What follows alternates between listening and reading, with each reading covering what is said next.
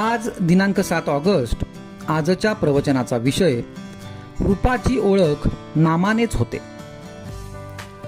नुसत्या शास्त्र पठणामुळे होणाऱ्या ज्ञानापेक्षा भक्ती ही निश्चित श्रेष्ठ आहे. भक्ती म्हणजे परमात्म स्वरूपाचे परम प्रेम होय. कर्म, ज्ञान, योग ही साधने असून भक्ती हे साध्य आहे. कर्ममार्गामध्ये नुसते कर्म बरोबर करण्याच्या हिशेबात मन अडकून जाते. म्हणून नुसता कर्ममार्गी कर्मठ आणि जड बनतो आणि त्याला भगवंताचा विसर पडतो. योगामध्ये वृत्तींना आवरून धरण्याची खटपट करावी लागते. वृत्ती शांत झाल्या म्हणजे मन शून्याकार होते. वृत्ती आवरणाऱ्याला भगवंताचे प्रेम असेलच असे सांगता येत नाही. ज्ञानमार्गामध्ये आत्मानात्म विचाराला प्राधान्य असल्याने तिथे बुद्धीच्या सामर्थ्यावर फार भर असतो. पण मायेचा जोर फार विलक्षण असल्यामुळे साधकाला ती केव्हा फसवील याचा नेम नसतो. ज्ञानमार्ग फार कठीण आहे. ज्ञानमार्गी माणसाला अभिमानाची बाधा लवकर होते. माझे मतच तेवढे खरे असे तो धरून चालतो.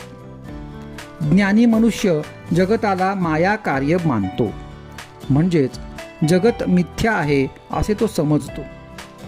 परमात्मा जर सर्वव्यापी आहे तर हे जगत त्याच्यामध्येच असले पाहिजे. म्हणून भक्त या सृष्टीला मिथ्या न मानता भगवंताची लीला समजतो. त्याला या सृष्टीमध्ये सर्व ठिकाणी भगवंताचा महिमा, त्याचे विभूतिमत्व आणि त्याचा आनंद भरलेला दिसून येतो. सृष्टीमधले सौंदर्य, माधुर्य, मनोहर भाव, पावित्र्य आणि प्रेम पाहून जीव मोहित होतो.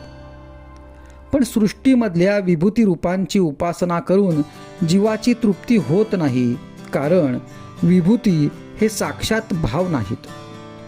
म्हणून भगवंताच्या साक्षात गुणांची आणि भावांची जरुरी लागते. त्यांच्या प्राप्तीने जीवाची तृप्ती होते. मात्र सौंदर्याने आणि माधुर्याने भरलेले हे भगवंताचेच रूप आहे हे समजायला त्याला भगवंताचे नाम देणे जरूर आहे. कारण त्या रूपाला भगवंताचे नाम दिले नसेल तर ते रूप मायावी राक्षसाचे देखील ठरेल. कुंभाराने एकाच मातीपासून अनेक प्रकारची भांडी तयार केली. प्रत्येक भांड्यात मातीशिवाय दुसरे काहीच नाही, तरी प्रत्येक भांड्याचे नाव निराळे. तुकाराम बुवा एवढे मोठे संत बनले, पण भगवंत सर्व ठिकाणी व्यापून आहे म्हणून ते विठोबाला राम म्हणाले नाहीत किंवा दत्ताला महादेव म्हणाले नाहीत. जगत हे भगवंतापासून भिन्न नाही. जगतात आढळणारी सर्व रूपे भगवंताची आहेत, पण रूपाची ओळखण नामानेच होते. प्रत्यक्ष आकाराला आलेली अनेक रूपे नाहीशी झाली तरी त्यांचे नाव टिकून राहते.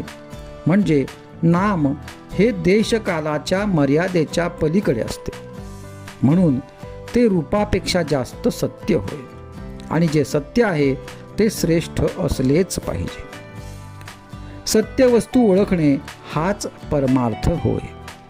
आजचा सुविचार: भगवंताची रूपे जेथून येतात तेथे नामाचेच वास्तव्य आहे.